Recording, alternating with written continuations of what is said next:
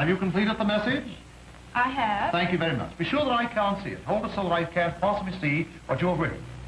I'm going to ask you to watch this slate particularly, and a mark of identification which I place upon the front of the slate. This also is ordinary not bad.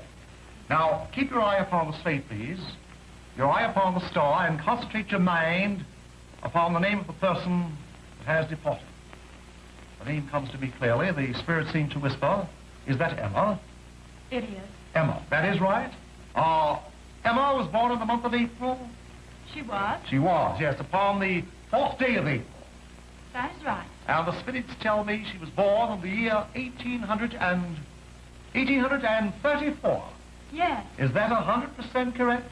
It is. Emma was your great-grandmother, your grandmother? Oh, yes, your grandmother, to be sure. Now I believe that you have confidence in my ability, haven't you?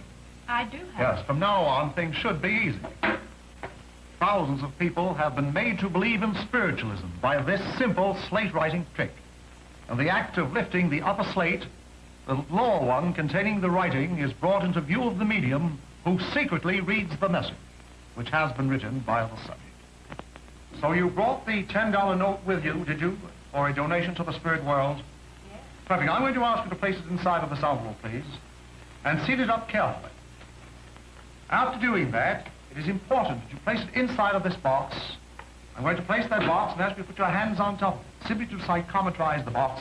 At the same time, I'm going into a trance to see whether or not the spirits are willing to accept your offer. Yes, spirits. Yes, I believe they are. Yes, I think they are quite willing to accept your donation. Now, I'll tell you what we'll do. I'll take that $10 note from off the envelope in a spiritualistic fashion.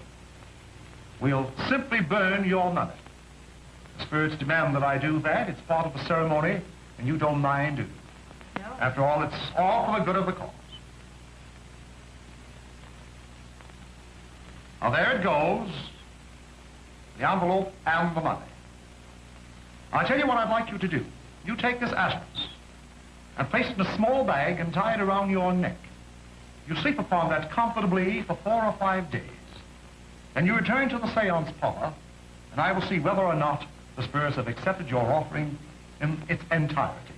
After the subject has left the seance parlor, it is quite a simple matter for the bogus medium to remove the actual or original envelope from out the compartment in the trick box, and then help himself to the money, which is quite intact and not of the slightest bit injured by the fire.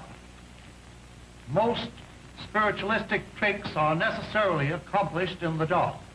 The one I am about to offer is the famous table levitation trick, in which the table floats about freely in midair while the subject's hands are resting lightly upon the tabletop.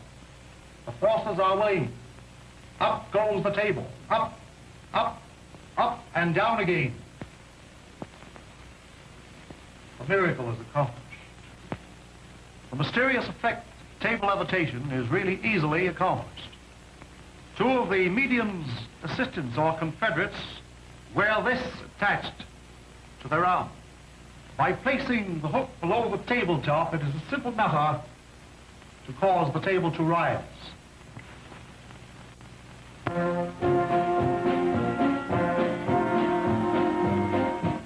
In the world's film capital is the studio that stands as a monument to the great genius of Walt Disney, master of a new form of popular art that has captivated millions of moviegoers. With the antics of his entrancing animated cartoon characters, he has built an enterprise that employs 700 skilled and highly specialized artistic workers. Upon the simple theory of animation, a new art has been created. Cartoons are drawn in different poses as on the pages of a book. Riffle the pages and the cartoons go into action. The first step in the making of animated cartoons is a conference of directors, technical experts, and artists who draw the characters first in pencil sketches. This animator studies his own facial contortions in a mirror to produce the ludicrously realistic expressions of Pluto the Pup. On a drawing board illuminated from below, each move is drawn as a separate picture by the animators. All this is preliminary rough drawing and is done in pencil. Thousands of sketches like this are necessary for the completion of each animated cartoon film. Next, the pencil sketches are photographed, a single sheet at a time.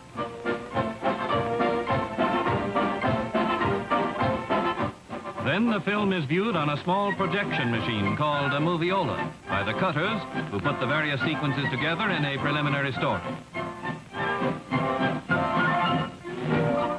Now in the projection room, the rough story and penciled animation is reviewed. The okayed sketches go next to the tracing department, a separate building of the Disney establishment. Here each minute line is reproduced in ink on sheets of celluloid. Great care is taken that every characteristic and detail put in by the original artist is faithfully copied.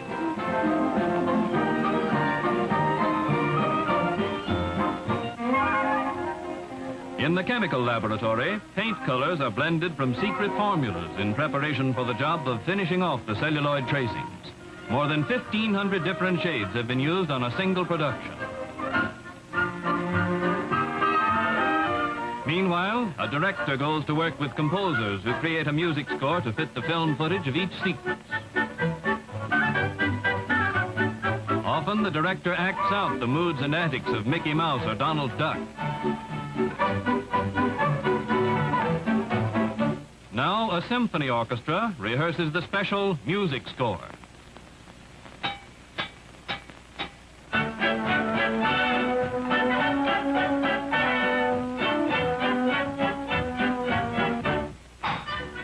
The sound department swings into action.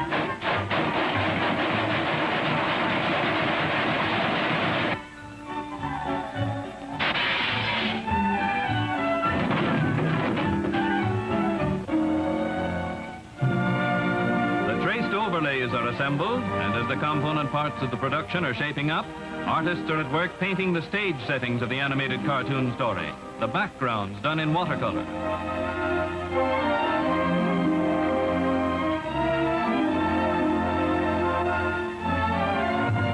Over these paintings, the finished celluloids are placed to make the completed pictures.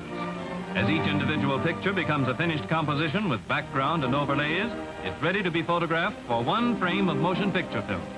Under the Master Technicolor camera, the same background is used for each sequence, but the traced color celluloid is used for only one shot, and so a distinctively American form of art comes to life.